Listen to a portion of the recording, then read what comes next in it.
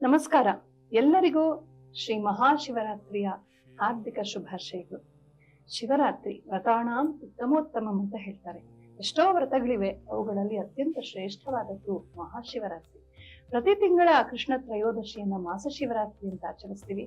ಆದರೆ ಮಾಘದಲ್ಲಿ ಬರುವ ಈ ಶಿವರಾತ್ರಿ ಕೃಷ್ಣ ತ್ರಯೋದಶಿ ಮಹಾಶಿವರಾತ್ರಿ ಅನ್ಸುತ್ತೆ.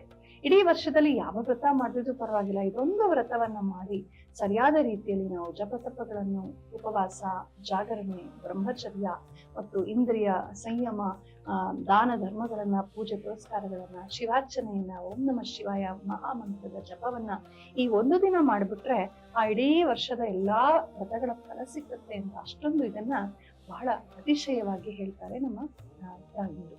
ಇಂತಹ ಶಿವರಾತ್ರಿಗೆ ಹಲವಾರು ಪ್ರಾಶಸ್ತ್ಯಗಳಿವೆ. ಸೃಷ್ಟಿಯನ್ನ ಪ್ರಾರಂಭಿಸಿದ ಆನಂದದ ತಾಂಡವದೊಂದಿಗೆ ಶಿವರಾತ್ರಿ ಎಂದು ಅಂತ ಹೇಳ್ತಾರೆ. ಶಿವೆಯರು ಒಂದಾದಂತಹ ಅವರ ವಿವಾಹದ ದಿನ ಶಿವರಾತ್ರಿ ಅಂತ ಹೇಳ್ತಾರೆ. ಮುಂದೆ ಲಯ ಕಾಲಕ್ಕೆ ಬಂದಾಗ ಪ್ರಳಯ ಕಾಲದಲ್ಲಿ ಪ್ರಳಯ ತಾಂಡವವನ್ನು ಮಾಡಿ ಈ ಸಮಸ್ತ ಸೃಷ್ಟಿಯನ್ನ ತನ್ನೊಳಗೆ ವಾಪಸ್ ಅಡಗಿಸಿಕೊಂಡು ಬಿಡ್ತಾರೆ ಶಿವ. ಅದು ಶಿವರಾತ್ರಿಯ ದಿನ ಅಂತ ಹೇಳ್ತಾರೆ. ಈ ಶಿವರಾತ್ರಿಗೆ ಸಂಬಂಧಪಟ್ಟಂತ ಬಹಳ ಪ್ರಸಿದ್ಧವಾದ ಕಥೆ ನಮ್ಗೆಲ್ಲ ಗೊತ್ತಿದೆ. ಅದೇ ಬೇಡರ ಕಣ್ಣಪ್ಪನ ಕಥೆ. ಶಿವ ಪುರಾಣ, ಶಿವ ಮಹಾಪುರಾಣಗಳಲ್ಲಿ ಇದೆಲ್ಲ ಬರುತ್ತೆ. ಒಬ್ಬ ಬೇಡ ಇದ್ದ, ಅವನು ಹೀಗೆ ಒಂದು ದಿನ ಹೊರಡ್ತಾನೆ. ಅವನ ಜನ್ಮಾಂತರದ ಹಲವಾರು ಪುಣ್ಯದ ಸಂಚಯದಿಂದ ಬಹಳ ಪುಣ್ಯಶಾಲಿಯಾಗಿದ್ದ. ಒಂದು ದಿನ ಅವನ ಪುಣ್ಯ ಪರಿಪೂರ್ಣವಾಗಿತ್ತು. ಅವನಿಗೆ ಪರಮಾತ್ಮ ಒಂದು ಅಗ್ನಿ ಪರೀಕ್ಷೆ ಮಾಡ್ತಾನೆ. ಅದು ಶಿವರಾತ್ರಿಯ ದಿನ ಆಗಿತ್ತು. ಅವನು ಎಷ್ಟು ಹುಡುಕಿದ್ರು ಒಂದು ಪ್ರಾಣಿ, ಒಂದು ಪಕ್ಷಿ ಏನೂ ಸಿಕ್ಕೋದಿಲ್ಲ ಬೇಡನ್ಗೆ. ಮನೆಗೆ ಹೋಗಿ ಹೆಂಡತಿ ಮಕ್ಕಳಿಗೆ ಏನ್ ಕೊಡೋದು, ಏನ್ ತಿನ್ನೋದು ಅಂತ ಬಹಳ ದುಃಖ ಪಡ್ತಾನೆ. ಇಡೀ ದಿನ ಕಾಡಲ್ಲಿ ಅಲಿತಾನೆ. ಅಷ್ಟೊತ್ತಿಗೆ ರಾತ್ರಿ ಆಗತ್ತೆ. ಕಾಡಲ್ಲಿ ಹಾವುಗಳು ಮತ್ತು ಹುರಿಗಳು ಬರ್ತಾ ಇರುತ್ತೆ. ಅವನ ಮೇಲೆ ಮರ ಹತ್ತಿ ಕುತ್ಕೊಳ್ತಾನೆ. ಆ ಮರದ ಮೇಲೆ ಕೂತಾಗ ಕೆಳಗಡೆ ಹುಲಿ ಕಾಯ್ತಾ ಇದೆ.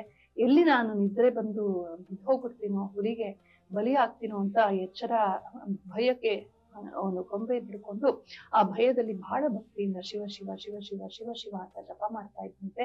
ಎಚ್ಚರವಾಗಿರ್ಬೇಕು ಅಂತ ಆ ಮರದ ಎಲೆಗಳನ್ನು ತೆಗೆದು ಕೆಳಗಡೆ ಎಸಿತಾ ಇದ್ದಂತೆ. ಅವನ್ಗೆ ಗೊತ್ತಿಲ್ದಿರೋ ಹಾಗೆ ಅಲ್ಲೊಂದು ಶಿವಲಿಂಗವಿತ್ತು.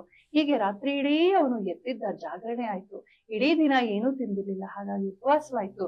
ಆ ಬಿಲ್ವದ ವೃಕ್ಷದ ಮೇಲೆ ಅವನು ಕುಳಿತಿದ್ದ, ಗೊತ್ತಿರ್ಲಿಲ್ಲ. ಆ ಬಿಲ್ವಾರ್ಚನೆ ಕೂಡ ಆಯ್ತು ಶಿವನಿಗೆ. ಹೀಗೆ ಅವನ ಪುಣ್ಯದ ಒಂದು ಕೊಡ ತುಂಬಿದಾಗ ಪರಮಾತ್ಮ ಅವನಿಗೆ ಪ್ರತ್ಯಕ್ಷನಾಗ್ತಾನೆ, ಅವನನ್ನು ಅನುಗ್ರಹಿಸ್ತಾನೆ ಅಂತ. ಹೀಗೆ ಅರಿತೋ ಅರಿಯದೆಯೋ ಯಾರು ಶಿವರಾತ್ರಿಯನ್ನ ಆಚರಿಸ್ತಾರೋ ಅವ್ರಿಗೆ ಪರಮ ಪುಣ್ಯ ಸಿಕ್ಕುತ್ತೆ. ಭೋಗವಾಗ್ಲಿ, ಮೋಕ್ಷವಾಗ್ಲಿ, ಯಾವ್ದನ್ನ ಬಯಸ್ತೀವೋ, ಯಾವುದಕ್ಕೆ ನಾವು ಅರ್ಹರೋ ಅದನ್ನ ಪರಮಾತ್ಮ ಕೊಡ್ತಾನೆ. ಹೇಗ್ ಮಾಡ್ಬೇಕು ಇದನ್ನ? ನಮ್ಮ ಊರಲ್ಲಿ, ನಮ್ಮ ಕುಲದಲ್ಲಿ, ನಮ್ಮ ಮನೆತನದಲ್ಲಿ ನಮ್ಮ ಹಿರಿಯರು ಹೇಗೆ ಹೇಳ್ಕೊಟ್ಟಿರ್ತಾರೆ ಹಾಗೆ ಮಾಡ್ಬೇಕು. ಇಡೀ ಭಾರತದಲ್ಲಿ ಸನಾತನ ಸಂಸ್ಕೃತಿಯಲ್ಲಿ ಸರ್ವತ್ರ ಪ್ರಸಿದ್ಧವಾಗಿರುವಂತಹ ಪದ್ಧತಿ ಅಂತಂದ್ರೆ, ಬೆಳಗ್ಗೆ ಸೂರ್ಯೋದಯದಿಂದ ಹಿಡಿದು ಮರುದಿನದ ಸೂರ್ಯೋದಯದವರೆಗೂ ಉಪವಾಸವಿರುವಂಥದ್ದು, ಜಾಗರಣೆ ಇರುವಂಥದ್ದು, ಶುದ್ಧವಾಗಿರುವಂಥದ್ದು. ಸೂರ್ಯೋದಯಕ್ಕೆ ಮುಂಚಿತವಾಗಿ ಅಂದ್ರೆ ಬ್ರಾಹ್ಮಿ ಮುಹೂರ್ತದಲ್ಲೇ ಇದ್ದು ಸ್ನಾತರಾಗಿ ನಾವು ಮಡಿಯುಟ್ಟು ಪರಮಾತ್ಮನ ಪೂಜೆಯಲ್ಲಿ ತೊಡಗುವಂಥದ್ದು. ಓಂ ನಮಃ ಶಿವಾಯ ಅಂತನ್ನುವ ಆ ಪರಮ ಪವಿತ್ರವಾದ ಷಡಕ್ಷರಿ ಮಂತ್ರವನ್ನ ಅಥವಾ ನಮಃ ಶಿವಾಯ ಅಂತನ್ನುವ ಪಂಚಾಕ್ಷರಿ ಮಂತ್ರವನ್ನ ಪರಮ ಭಕ್ತಿಯಿಂದ ಜಪ ಮಾಡ್ತಾ ಇರುವಂಥದ್ದು, ಬಿಲ್ವಾರ್ಚನೆ ಮಾಡುವಂಥದ್ದು, ಪುಷ್ಪಾರ್ಚನೆ ಮಾಡುವಂಥದ್ದು, ಹಾಗೆ ಅಭಿಷೇಕವನ್ನ ಮಾಡುವಂಥದ್ದು, ಪಂಚಾಮೃತ ಅಭಿಷೇಕ ಅಥವಾ ಕೇವಲ ಶುದ್ಧೋದಕ ಗಂಗಾಭಿಷೇಕವನ್ನ ಮಾಡುವಂಥದ್ದು, ಆಮೇಲೆ ಷೋಡಶೋಪಚಾರ ಪೂಜೆಯನ್ನು ಮಾಡುವಂಥದ್ದು, ಕನಿಷ್ಠ ಪಂಚೋಪಚಾರ ಪೂಜೆ, ಧೂಪ ದೀಪ ಗಂಧ ಪುಷ್ಪ ನೈವೇದ್ಯ ಇವುಗಳ ಒಂದು ಪೂಜೆಯನ್ನು ಮಾಡುವಂಥದ್ದು, ಶಿವ ದೇವಾಲಯಗಳಿಗೆ ಭೇಟಿ ಕೊಡುವಂಥದ್ದು, ಅಲ್ಲಿ ಸೇವೆ ಕೈಂಕರ್ಯ ಯಾವುದೋ ಒಂದು ರೂಪದಲ್ಲಿ ಮಾಡೋದು. ನಾವೆಲ್ಲ ಲೇಟ್ ಆಗಿ ಹೋಗ್ಬಿಟ್ಟು ಪ್ರಸಾದ ತಗೊಂಡು ಬಂದ್ಬಿಡ್ತೀವಿ ದೇವಸ್ಥಾನಕ್ಕೆ. ಹಾಗೆ ಮಾಡಬಾರ್ದು. ಅದು ಮೆಕಾಲೆ ಎಫೆಕ್ಟ್. ನಮ್ಮ ಕ್ರಮ ಹೇಗೆ ಅಂದ್ರೆ, ಬೇಗ ಹೋಗಿ ಅಲ್ಲಿ ಸೇವೆ ಮಾಡಿ, ಏನೋ ಜಮಖಾನ ಹಾಸೋದು, ಹೂ ಕಟ್ಟೋದು, ಕ್ಲೀನ್ ಮಾಡೋದು, ಪ್ರಸಾದ ಹಂಚೋದು, ಯಾವುದಾದ್ರೂ ಒಂದು ಸೇವೆಯನ್ನು ದೇವಸ್ಥಾನದಲ್ಲಿ ಸಲ್ಲಿಸಿ, ದಕ್ಷಿಣೆಯನ್ನು ಸಲ್ಲಿಸಿ ಸ್ವಲ್ಪ ಪ್ರಸಾದವನ್ನು ತಗೊಂಡು ಸಂತೋಷವಾಗಿ ಬರಬೇಕು. ಹೀಗೆ ಶಿವರಾತ್ರಿಯ ದಿನ ನಾವು ಯಾವುದೇ ಒಂದು ಸೇವೆ ಮಾಡಿದ್ರು, ದಾನ ಮಾಡಿದ್ರು, ಧರ್ಮ ಮಾಡಿದ್ರು, ಪೂಜೆ ಮಾಡಿದ್ರು ಅದಕ್ಕೆ ಅಧಿಕವಾದ ಒಂದು ಫಲ ಅಂತ ಹೇಳ್ತಾರೆ. ಹೀಗೆ ಶಿವರಾತ್ರಿಯನ್ನು ನಾವು ಅರಿತು ಆಚರಿಸೋಣ. ರಾತ್ರಿ ಎಲ್ಲ ಜಾಗರಣೆ ಇರ್ಬೇಕು ಅಂತ ಹೋಟೆಲ್ ತಿರುಗುವಂಥದ್ದು, ಪಾನಿಪುರಿ ತಿನ್ನುವಂಥದ್ದು, ಸುಮ್ಮನೆ ಕಿರ್ಚಾಡುವಂಥದ್ದು ಇದೆಲ್ಲ ಅಲ್ಲ. ಜಾಗರಣೆಯಲ್ಲಿ ಒಂದು ಸಂಯಮ ಇರ್ಬೇಕು, ಧ್ಯಾನ ಇರ್ಬೇಕು. ಹಾಗಾಗಿ ಬೇರೆ ಬೇರೆ ದೇವಸ್ಥಾನಗಳಲ್ಲಿ ಯಕ್ಷಗಾನ, ಹರಿಕಥೆ, ಪೂಜೆಗಳು ನಡೀತಾ ಇರ್ಬೋದು. ಅಂಥ ಕಡೆ ಹೋಗಿ ನಾವು ಭಾಗವಹಿಸೋದು ಚೆನ್ನ. ರಾತ್ರಿ ಎಲ್ಲ ಕುರ್ಕೋದು, ತಿನ್ನೋದು ಮಾಡಿ ಅದೆಂಥ ಶಿವರಾತ್ರಿ ಆಗುತ್ತೆ. ಹೋಟೆಲ್ಗಳೆಲ್ಲ ತುಂಬಿರುತ್ತೆ ಶಿವರಾತ್ರಿಯ ರಾತ್ರಿ.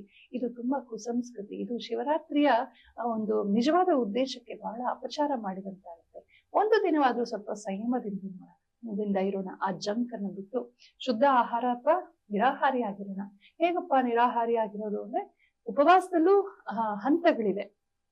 ಕೇವಲ ತಿಂಡಿ ತಿಂದು ಉಪವಾಸ ಮಾಡ್ಬೋದು, ಅಥವಾ ಕೇವಲ ಹಣ್ಣು ಹಾಲುಗಳನ್ನು ತಿಂದು ಉಪವಾಸ ಮಾಡ್ಬೋದು, ಅಥವಾ ಬರೀ ಹಾಲು, ಎಳ್ನೀರು, ಫಲದ ರಸಗಳನ್ನ ಕುಡಿದು, ನೀರು ಕುಡಿದು ಉಪವಾಸ ಮಾಡ್ಬೋದು. ಶಕ್ತಿ ಇದ್ರೆ ನಿರ್ಜಲ ಉಪವಾಸನ ಕೂಡ ಮಾಡಬಹುದು. ಯಾವುದೋ ರೂಪದಲ್ಲಿ ನಾವು ಬ್ರಹ್ಮಚರ್ಯ, ಉಪವಾಸ, ಜಾಗರಣೆ, ಪೂಜೆ, ದಾನ, ಜಪ ತಪಗಳನ್ನು ಮಾಡ್ಬೇಕು. ಅಥವಾ ರಾತ್ರಿ ಎಲ್ಲ ಬೇರೆ ಬೇರೆ ಶಿವಾಲಯಗಳಿಗೆ ದರ್ಶನ ಮಾಡ್ತಾ ನಾವು ದೇವಾಲಯದಿಂದ ದೇವಾಲಯಕ್ಕೆ ಹೋಗ್ಬೋದು. ಒಟ್ನಲ್ಲಿ ಅರಿತು ಶುದ್ಧವಾದ ರೀತಿಯಲ್ಲಿ, ಸಂಪ್ರದಾಯಕ್ಕೆ ಯಾವುದೇ ಚ್ಯುತಿ ಬಾರದಂತಹ ರೀತಿಯಲ್ಲಿ ಅರ್ಥವರಿತು ಭಕ್ತಿಯಿಂದ ಶಿವರಾತ್ರಿಯನ್ನು ಆಚರಿಸೋಣ.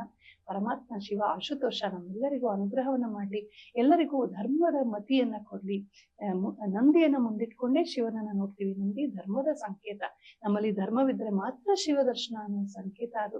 ಹಾಗಾಗಿ ಧರ್ಮವರಿತು ಬದುಕೋಣ, ಶಿವನ ಅನುಗ್ರಹಕ್ಕೆ ಪಾತ್ರರಾಗೋಣ. ಮತ್ತೊಮ್ಮೆ ಎಲ್ಲರಿಗೂ ಕೂಡ ಮಹಾಶಿವರಾತ್ರಿಯ ಹಾರ್ದಿಕ ಶುಭಾಶಯಗಳು. ನಮಸ್ಕಾರ.